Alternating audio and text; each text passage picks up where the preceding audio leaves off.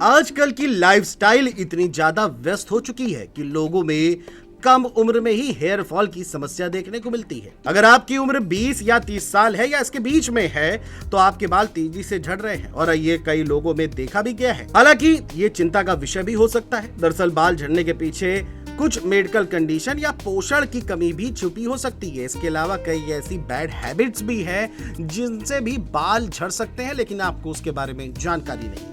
Hair fall को लेकर के लोग अक्सर घबराने लगते हैं। तो चलिए इस वीडियो में बाल झड़ने से जुड़े हर एक कारण के बारे में बताते हैं और एक्सपर्ट का इसको लेकर क्या कुछ कहना है वो भी आपको बताते हैं। सबसे पहले बात कारणों को लेके कर लेते हैं। हेयर फॉल होने की कई कारण हो सकते हैं जो कि मेडिकल भी हैं और जेनेटिक भी हैं। इसके बाद कुछ बैड हैबिट्स भी होती हैं। हालांकि मुख्य कारणों में स्ट्रेस लेना, खराब डाइट और पोषण की कमी, हार्मोनल इंबैलेंस, जेनेटिक कारण, ज्यादा केमिकल्स का इस्तेमाल, नींद की कमी, पानी की कमी, स्कैल्प इंफेक्शन या डैंड्रफ, इसके अलावा मेडिकल कंडीशंस और दवाइयों का साइड इफेक्ट्स। ये तो वो प्रमुख कारण रहे जिनके सेवन से या जिसके कारण आपके बाल झड़ सकते हैं और आप गंजेपन का शिकार हो सकते हैं। इसके बाद किसी भी तरह की मेहनत करें लेकिन तब समय निकल जाता है। आजकल की भाग दौड़ भरी जिंदगी में हर किसी को किसी ना किसी बात का स्ट्रेस जरूर होता है।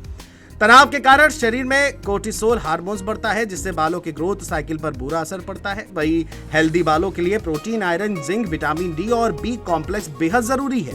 अगर डाइट में इन पोषक तत्वों की कमी है तो समझिए आपके बाल टूटते हैं। पीसीओएस, थायराइड और अन्य हार्मोनल समस्या बाल झड़ने का एक प्रमुख कारण होती है। अगर परिवार में पहले से भी किसी को गंजेपन की समस्या है तो ये एक जेनेटिक बीमारी का भी कारण हो सकता है। बालों में ज्यादा शैम्पू, हेयर जेल, कलर और स्ट्रेटनिंग या कर्लिंग ट्रीटमेंट बालों की जड़ों को कमजोर कर देता है। आजकल की लाइफ में फैशन इतना ज्यादा हो गया है कि लोग फैशन के आदी हो गए हैं लेकिन उसके साइड इफेक्ट्स नहीं समझ पाते। इससे बाल रूखे, बेजान हो जाते हैं और टूटने लगते हैं। बार बार नींद का टूटना या नींद पूरी ना होने से भी बालों की ग्रोथ पर बड़ा असर होता है। खासतौर से पुरुषों में साइड से बाल कम होने के कारण यही है। इसके अलावा अगर शरीर में पानी की कमी लगातार बनी हुई है तो आपके बाल ड्राई हो जाते हैं जिसके बाद वो टूटने लगते हैं।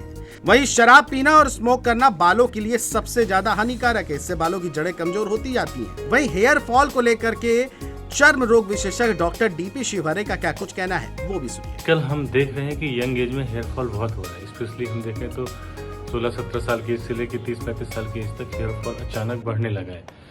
हालांकि कुछ साल पहले जाए तो ऐसा नहीं होता। तो उससे क्या रीजन है? मुझे लगता है सबसे जो इम्पोर्टेंट रीजन है न्यूट्रिशन जो है कि हम लोग डाइट बहुत ज़्यादा ख़राब हो गई है। Fast food, junk food, proper इन सब पे ज़्यादा डिपेंडेंट हो गए हैं और अच्छी डाइट घर में खाना नहीं खाते हैं। जैसे सारी सब्जियां, फ्रूट्स, इन सब पे हम ज़्यादा फोकस नहीं करते हैं और जल्दबाजी में रह के इस तरह के मैगी और जिन फास्ट फूड पे डिपेंड करते हैं। तो न्यूट्रिशन बड़ा इंपॉर्टेंट हो गया है।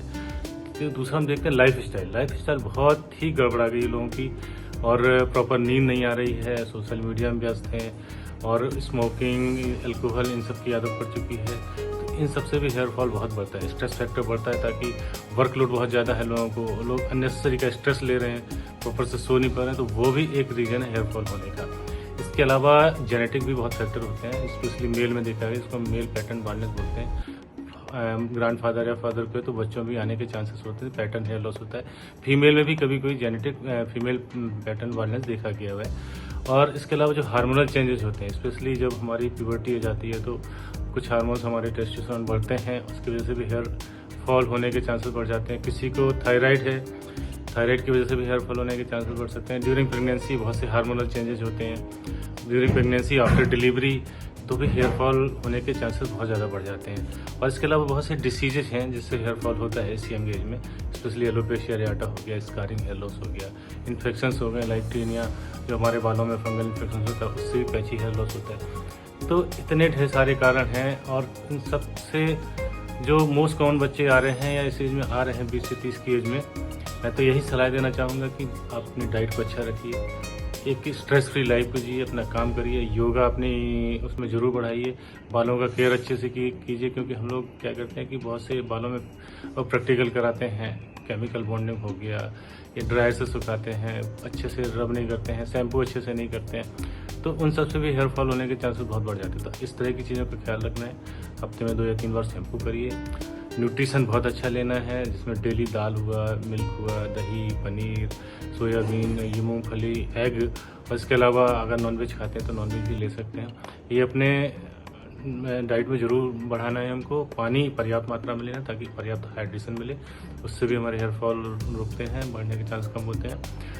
इतने सारे फैक्टर्स हैं, तो इन सब का ध्यान अगर हम रखेंगे तो हमारे हेयर फॉल जरूर कंट्रोल रहेगा, इतना ज़्यादा स्पीड से नहीं बढ़ेगा। बाकी कोई मेडिसिन ऐसी प्रॉब्लम है तो डेफिनेटली अपने डॉक्टर से कंसल्ट करिए, उससे ज़रूर आपको फायदा मिलेगा। तो डॉक्टर डीपी शवहरे के मुताबिक जिस तरह से hair fall fungal infection, dandruff और स्कैल्प की सही सफाई न होने से भी हो सकता है। कुछ बीमारियां जैसे कि डायबिटीज, ऑटोइम्यून डिसऑर्डर या कीमोथेरेपी भी हेयर लॉस का एक बड़ा कारण बनती है। कई बार हेयर फॉल कुछ दवाओं के साइड इफेक्ट से भी हो सकता है, जिससे आपको शर्मिंदगी और आत्मविश्वास में कमी का सामना करना पड़ता है। तो ये कुछ प्रमुख कारण है जिसकी वजह से हेयर फॉल होता है। अगर आप में भी इनमें से कुछ कमी है तो उसको दूर करें। ये खबर आपको कैसी लगी कमेंट करके हमें जरूर बताएं और देखते रहें GMT न्यूज़।